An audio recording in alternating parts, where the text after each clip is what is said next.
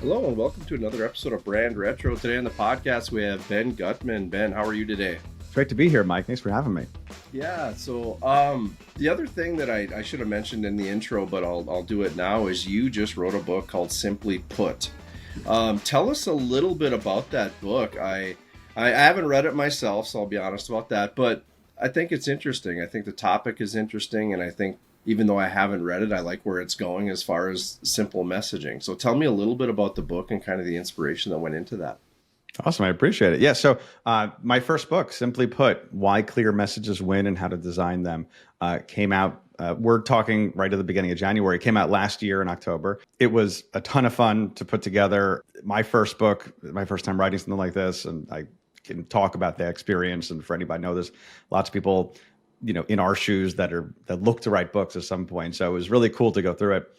But this book is about what it says on the tin there. It's about how do you say things simply, both in a marketing context, of course, but also anybody is really kind of wearing a marketing hat these days, right? If you're an advocate, if you're a parent, if you're a teacher, if you're the executive, your job is to, tell people things and get them to do things and hopefully be persuasive in the process. And so this book is kind of a distillation of the stuff that I learned while I was running my agency and while I teach marketing here at Baruch College in New York City, which is that most messages fall apart because they're too complicated, because they're not respecting the way which we need to receive communication. And, just to kind of, dive into the science there a little bit on it, the core foundation to what makes for an effective message is this idea of fluency. Now, we know the word fluency, right? It's you can be fluent in English or Spanish or Mandarin. You can be fluent in wine or in chess or whatever it is that you're interested in. Where things are easy, things are fluent, right? That the word is flowing, originally the Latin root for it. But if you ask a cognitive scientist about the word fluency, well, that describes how easy is it for you to take something from out in the world, stick it in your head, and make sense of it. Right? And the easier it is for you to do that, less sweat, less kind of mental brain cycles it takes to do that, well, you're more likely to like it, you're more likely to trust it, you're more likely to buy it. All the things that you want, right? All the things as a marketer that we're really striving towards. The opposite of that is also true. When things take a lot of work, when it's hard for us to understand, when it takes us time and energy and sweat to get something in, well, we don't like it, we don't buy it, and we don't trust it. So as a receiver of messages, of marketing, well, that's where we want things to be.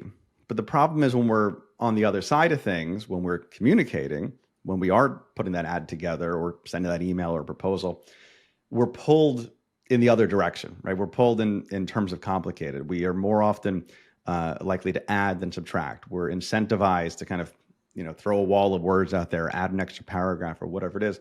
And this results in this gap. And then so that's what the book is aiming to solve. So the first half of the book is kind of figuring out, well, what is it that makes for an effective message? And why is it so hard for us to do that? In the second half of the book, I outline 5 different principles that help us get there in terms of creating that effective message and getting closer to where the receivers want it. Yeah, and why is it so hard for us to do that? Because I think business owners, entrepreneurs, like we're all, we complicate things. We're always trying to kind of stuff that 10 pounds of crap in a 5-pound bag and trying to be, we're trying to hit all the points, right? And I personally agree with you. And I think that sometimes if you can cleverly lead them to what it is you're trying to offer them without all the in-betweens and all the supplementals, you'll get there eventually, but you're trying to get them to understand what it is that you do and what you're offering. And sometimes I think clients want to complicate the message with every service and every bell and whistle that they might be offering. And then it becomes a big convoluted bird's nest of information. Oh, yeah. Well, because complicating it is the path of least resistance. It doesn't sound like it is, right? Because, well, it sounds like, well, more, that takes more work. But it's a lot easier for us when, there's all sorts of studies about this, about what's known as an additive bias, where when we're faced with a problem, and you're saying, okay, how do you fix this structure, right? And that's one of the studies that these scientists did. How do you fix this Lego structure? And you ask random people to, walk in by to go do it. They're much more likely to add bricks instead of remove bricks. How do you fix this vacation itinerary to make it more enjoyable? Add more things instead of remove more things. How do you, improve this mini golf course? How do you improve this musical composition? They looked in a million different domains and they kept on finding the same thing, which is that additive bias pushes us towards more, towards complication, because that's the internal part of it, but also the external part of this that we often face when we're running a marketing agency or when we're dealing with teams on our companies. Well, is that everybody wants to have the evidence of their work, right? People want to say, well, I wrote this paragraph, so it's got to be in there, or this is my feature that I pushed before, or this is my team, this is the program that they're running. And so we need to have this on the homepage, and we need to have this in the presentation. We need to have this on the slide. And what that does, unfortunately, is that dilutes our message in terms of, what do people get out of it? It complicates it. It makes people kind of turn off, first of all. But it also makes it so that everything else that's in there is less important when we have too many more things. So there's internal factors, there's external factors, and then kind of bridging the two of them, there's this kind of safety we have in complication, because we can often, and we've been in these situations where you get into a meeting, you don't have great news, you don't really have good answers, and you kind of just filibuster, right? You just throw a wall of words out there, and hopefully enough, acronyms or jargon will get you through it alive. And so that gives us a place to hide. There's nowhere to hide when you have simplicity, and that's why it is often kind of a scary thing for people. Yeah. How do you feel like teaching that message is well received? Do you feel like it's challenged? To me, I know when I've talked with clients about less is more, keep it simple, those kinds of things, it's hard for them. It's scary for them because they feel like if it doesn't list every ingredient, they're missing out on all these opportunities. And in reality, you don't want everything that comes to you anyway. You only want the good ones. Oh yeah, I mean that's hard, and I'll tell you, I'll bridge two pieces there. One thing is when I talk to in my old agency, when I would talk to clients, I would say I don't really care if you like it. I care that it works. I care that it's effective. I care that it's on brand. I care that you meet your goals. If you do all those things, you're going to like it, right? Like is not the goal in a marketing context. Marketing is business. Design is business. Art is separate. There's art skills you can bring in and art principles you can bring in to what you're doing. But I'm a firm believer that there's almost like they're related, but there's almost like the separation of church and state, right? Where the goal of design, the goal of marketing and advertising is business, much more so than it is it's not self-expression, right? And we can borrow from those things, but that's not what we're looking for. But what you're talking about a little bit is this phenomenon that I mentioned when I talk about focus, which is the Frankenstein idea. And so the Frankenstein idea is, if you read Mary Shelley's Frankenstein, you look at how she describes the monster. Well, it's selected. Each individual element is selected to be beautiful. That's what she says. She said, well, it's, strong muscles and lustrous black hair and pearly white eyes and all these like great individual components. But when you put them together, it's this gruesome composite. It's worse than the sum of its parts. And this happens in creative works all the time, where, I'll sit there and talk about teaching. I'll sit in my class and I'll watch my students come up and give presentations. And I put them in agencies. They have to give a pitch, and they come out swing and they say, we're going to do NFTs, and we're going to do, drones, and we're going to do QR codes, and we're going to do 3 different hashtags. And every individual item might be good and might be great even. But when you put them all together, it becomes such a muddled mess that none of them work. None of them can take flight. And we'll say that, if you gave us less here, you would have won this project. And this happens not just in the classroom, it happens in the boardroom, it happens anywhere we're doing work, is that oftentimes we make our stuff worse by diluting it with by diluting our great stuff with kind of our mediocre stuff. Yeah, I think the idea of, it has to be put into context and you have to know which parts, but the idea of less is more and keeping it simple it's a tough one for people to understand, because they do feel like, just like you mentioned, the student project.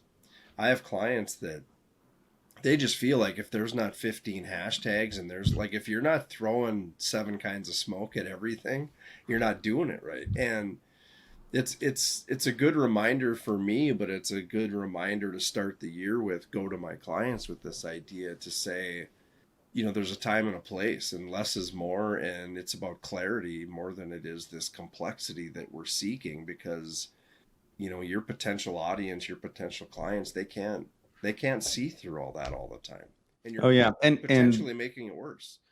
absolutely. And so, the word priority is singular, right? You can only do one thing first. That is true in terms of how we process things as well, which we can only really pay attention to one thing at a time. Multitasking is a myth. It's been busted as a myth for years and years.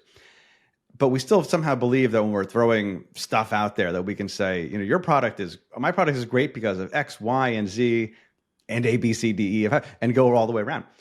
But what happens when you do that is you're distracting from each one of them. Are you familiar with the paradox of choice? Did you ever, Barry Schwartz? So Yep. the principle in that book and in his research is that, well, the more options that you have, the less satisfied you often are with your choice, because you're no longer just giving up one other alternative. You're giving up 8 alternatives, right? And so that kind of is not the same exact thing as what we're talking about in messaging, but it rhymes, right? It's the same. If you do have lots of things to say, which often the reality is complex, and I draw a line between complex and complicated. I say complex is kind of a natural state of things. Complicated is when we artificially create complexity. Yeah. If the reality is complex, well, you have to kind of lead people through it in a way that gets their attention, understands their motivations, and then begins to give them the options that they need. But if you throw everything at the wall at first, all you're going to do is have someone go, nah, whatever, it's not for me, right? And they're going to zone out. Yeah. No, that's a great point. And I think, for anybody who's listening to this podcast, I hope they take that to heart, because in the world of business, entrepreneurship, whatever, I think we panic a little bit and we want to overcomplicate things because it feels like we're trying harder, we're doing more.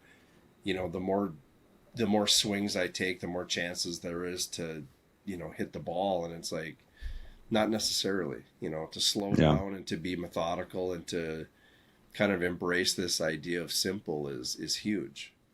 And Dieter Rams, the famous designer behind Braun, he was a big inspiration for Johnny Ives and Steve Jobs. It's less but better. That's his mantra. It's not so much that you want to throw everything at the wall, but you want to focus on the things in a communications context, especially that you excel at. Yeah. So one of the quotes from your book is, "All advice is autobiographical." What does that mean to you? Where does that come from, and kind of what's the context behind that? That's my favorite piece of advice that I once heard, and it's a bit of meta advice, right? It's advice about advice. For me, I've always understood that as it's something that makes every other piece of advice more useful, because you realize that when somebody's giving you advice, they're not really giving advice to you; they're giving advice to themselves in the past. Right? They're giving you that. They're saying, this is kind of what I wish I did, or what I wish I knew in that situation.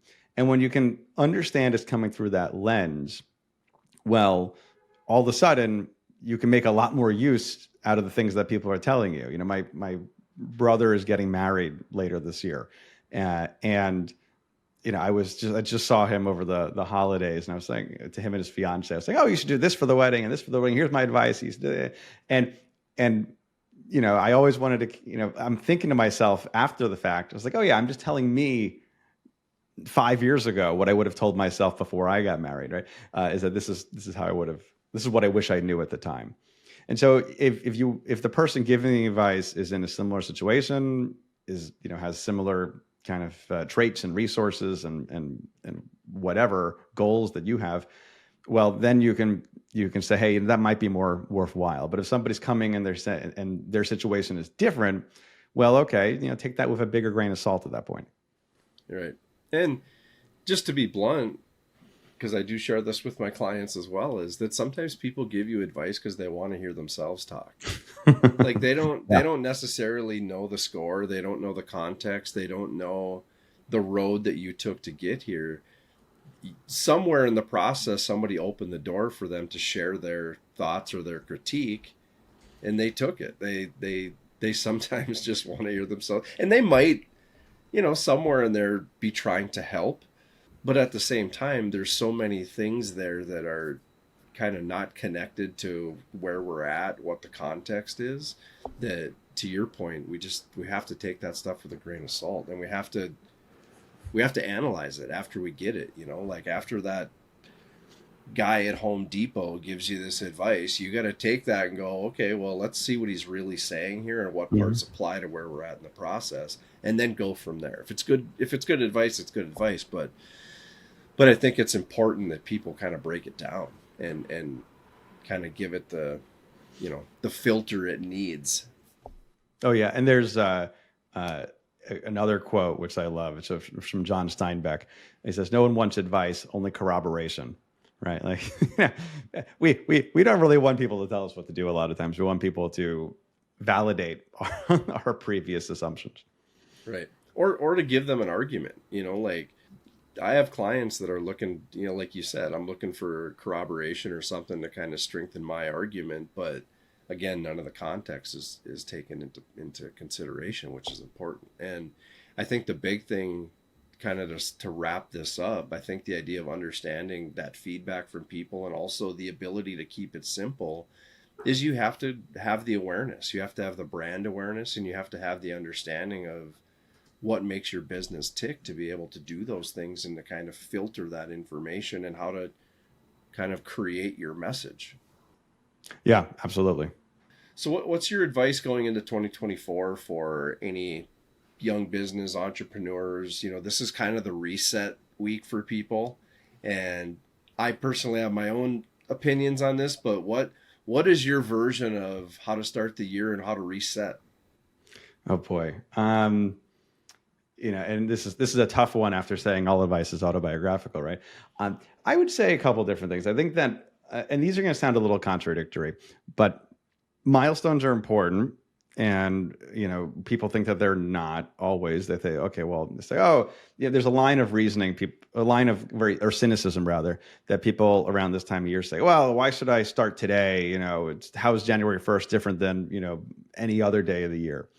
I always find that really irritating because our brains are programmed to acknowledge milestones and to think of time in different periods. And so birthdays are important. The first of a month is important a lot of times. First of a week is important for a lot of times. When you look at how we're able to kind of start things, well, we end up being much more successful when we do acknowledge a milestone as okay, this is the end of something and the beginning of something else. And that's also one of the reasons why I tell my students, go to your graduation. A lot of them are like, I don't need to do it. It's on it's night. I got to wake up early and go to go to MSG or Barclay Center, wherever they hold their graduation. And I'm like, what else are you doing? What else are you doing on Tuesday morning in June? Like, that is so much more important than you going to your graduation and like having that mental milestone of saying, I'm done with this thing. I'm starting the next thing. Yeah. So that's one piece of it. So milestones are important. And I think that so the new year is something that helps a lot of people to kind of change things. And the other corollary to that really is that milestones happen all the time. So you can make the milestone being that, hey, at the top of the hour, I'm going to do something, right? Or at the beginning of this week or the beginning of this month. And you don't have to wait until you acknowledge the milestone of the new year, but you also don't have to write off a full day just because you had a bad morning, right? I saw this somewhere, which was like, think of your day in quarters, right? It's like a football game. You have the first quarter, second quarter, halftime is lunch, and then you have the second, third quarter and fourth quarter. So if you had a really bad morning, your commute sucks, you got in traffic or the train was delayed or whatever it was, you didn't have a bad day. You had a bad first quarter, right? And so get back out there on the field in the second quarter and go have a good one. And the idea is, how do you kind of salvage the day, even if you had a bad quarter in the beginning or the third quarter, whatever it is.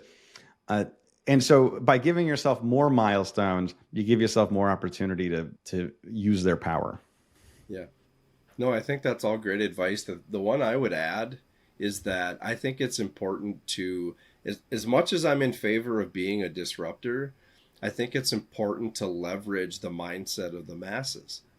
the whole world views that break from December 31st to January 1 as a reset button. From a business perspective, leverage that. Use that as your opportunity to hit reset with client relationships, to hit reset with maybe introduce your new processes, because it's going to seem very in step with where we're at in the year. And the acceptance is different. Use that to your advantage, because whether we like it or not, 90+% of the world thinks that way. So if it is what it is, then use that as a tool in your toolbox to hit reset. So. Oh yeah, and that's an excellent note, and it reminds me of something that I always have to remind myself of, which is just reach out to people all the time, like in every context. Like the answer to is the cliche. The answer to every question you don't ask is no. Reach out to, if you're looking for a job, just reach out to people who have similar jobs or work in that company and ask to get them coffee, do an informational interview. If you want to be, if you want somebody to be on your show, or you want to be on somebody's show, or you want to write for something, reach out to the editor or the host or whatever it is, or the guest. If you want to start a business and you don't know anything about that space, just find 5 people who know something about that space and go reach out. People are so much more receptive to just kind of random phone calls and random emails than you think they are. I have always been amazed by when, there's been a handful of times where somebody who I look up to as, a creator or a leader, I've just shot them an email, said, hey, I really enjoyed your book or something like that. Or, hey, I'm doing this event. I would love to have you as our keynote speaker. Would you want to do it? Some people say no. Some people ignore you, but some people say yes. And in the past few years, I've been amazed by the amount of people that I've just been able to build a relationship with because of that. And your point about this being the new year, it's a little bit harder to use that towards the hey, it's a new person, but it's a really good excuse to reach out to somebody that you knew a year ago, 5 years ago, 10 years ago. And that's also something I've been spending a lot of time doing since I sold my business, is saying, hey, we worked together, 10 years ago, just want to catch up. How's it going? And even if you think that maybe that project wasn't that great or whatever it was, you're going to be amazed by how many people are going to be, oh my God, Ben, it's so great to hear from you. I'm so happy that you reached out. Let's grab coffee, let's grab a beer. And it's been very expansive towards my life in the last few years by doing that. And I definitely recommend that people do that themselves. Yeah. I agree. I think, and I'll wrap with this, is just, you got to just throw yourself out there sometimes. And yeah, you're going to get a lot of no's, but the 1, 2, 3, 4 times you get the yes and somebody responds, it's pretty cool, because you don't know where those conversations might lead. It could just be a good connection, could be a business opportunity, could just be catching up with a friend, but it's worth it. And you don't know unless you try it. And it really doesn't take that much effort. Yeah, absolutely. And again, if you do get the no, you were in the same exact position you were before you asked. Like nobody says, no, now I'm ruining your career, I'm going to go smear your name across the news. Nobody says that. If you ask, you might get a yes, or worst case scenario, you're in the same position you were before. Exactly. So Ben, tell us where we can find your book and where we can kind of follow your information. I know your website is out there, but are you on social media as well? Yeah, so you can find me, everything's at bengutman.com. It's not a very radio-friendly name, so it's 2 T's and 2 N's. You got to spell it with. But if you go to that, you'll see the book. There's a free chapter you can download. Go check that out. If you like it, go buy it anywhere books are sold. I send an email once a week on Tuesday. That's the best way to kind of keep in touch. You can sign up for that for free. It's also on the website. And then finally, if you do want to connect more, connect to me on LinkedIn, reach out to me, send me an email, and always happy to chat. Awesome. Well, thanks for being on the podcast, Ben. It was great chatting with you, and lots of good information. And if you're up to it, I'd love to have you on again sometime. Likewise. Thanks so much for having me, Mike. This has been a great way to start the year. Awesome. Thank you. If you'd like to learn more about CyberDogs, share your thoughts, or even ask a specific question about this episode and/or the brand Retro Mindset, contact me directly at mike@cyberdogsmarketing.com.